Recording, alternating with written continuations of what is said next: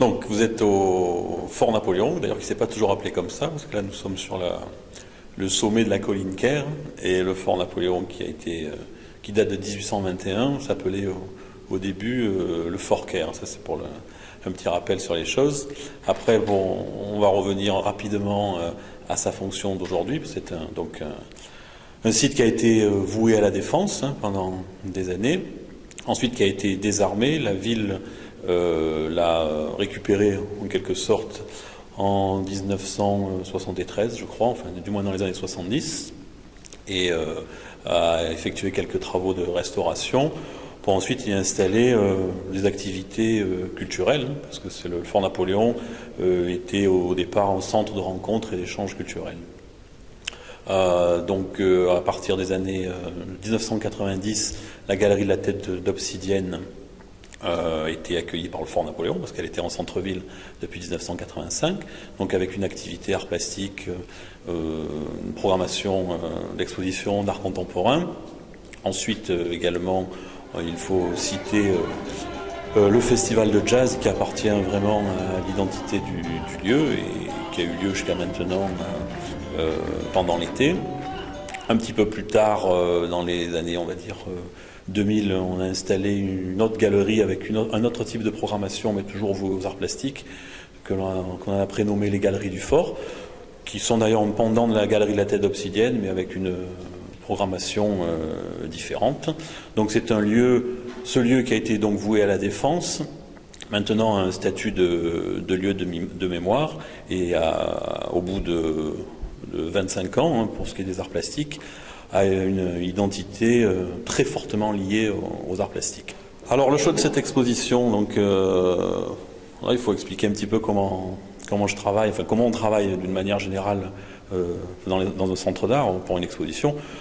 Le vernissage là, qui a eu lieu le 5 mars, il faut l'envisager finalement en faisant un petit parallèle avec l'astronomie. Un vernissage, c'est un petit peu comme une étoile que vous voyez dans le ciel. Il faut savoir que l'explosion a eu lieu des millions d'années avant. C'est un petit peu ça. Bon, évidemment, le temps est beaucoup plus réduit, mais ça veut dire que c'est un travail en amont qui est assez dense, qui est finalement pour un responsable d'exposition qui est le plus intéressant. Le plus intéressant, finalement, c'est le moment où on rencontre une œuvre, où on travaille dessus, où on essaie de l'adapter au lieu, parce qu'il faut raconter une histoire avec cette œuvre-là pour le public, parce que la finalité, c'est le public. Le moment fort, c'est le vernissage. Ensuite, il y a la période d'ouverture au public, mais déjà, on travaille déjà sur d'autres projets à côté, quoi. Donc il y a toujours ce décalage. Ça, c'est pour la méthode, je dirais. Pour le choix d'Étienne Blanc, ben c'est clair qu'il fallait un jour que l'on consacre du temps à ce grand artiste qui est donc disparu en 1980, ça je pense qu'on a dû vous le dire tout à l'heure, qui a vraiment laissé sa trace à la Seine-sur-Mer, parce que c'était important aussi qu'il y ait un rapport au territoire, hein, donc qui était professeur ici, puis ensuite professeur à l'Université de Provence, au département d'art plastique, qui a su, je pense que vous avez dû faire le tour, qui a su comment dirais-je, rapidement avoir une marque, un style, parce que vous avez son premier, on va dire, un travail de fin d'études, la copie de Zurbaran qui est dans une des salles, où on voit vraiment le côté classique, enfin, l'artiste qui a appris la technique de façon rigoureuse, etc. Et ensuite, une fois qu'il a la technique, ben, finalement, il oublie pour créer son propre vocabulaire et son propre style.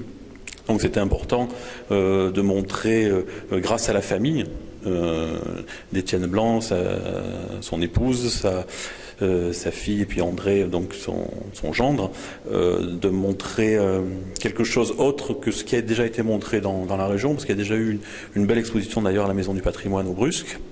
Donc nous, on voulait à travers cette œuvre montrer également le Fort Napoléon, parce que le but c'est également aussi de parler du lieu qui est particulier, qui est difficile pour les artistes, parce que c'est un lieu, ce ne sont pas des murs blancs, vous avez vu, tout est imparfait, et en fait c'est une somme d'imperfections qui résume et qui arrive à une perfection, parce qu'il y a un véritable équilibre dans l'ensemble. Donc c'est une très belle exposition. Je peux vraiment en profiter vraiment du micro pour remercier la famille d'Étienne Blanc d'abord de m'avoir fait confiance, et ensuite de m'avoir vraiment aidé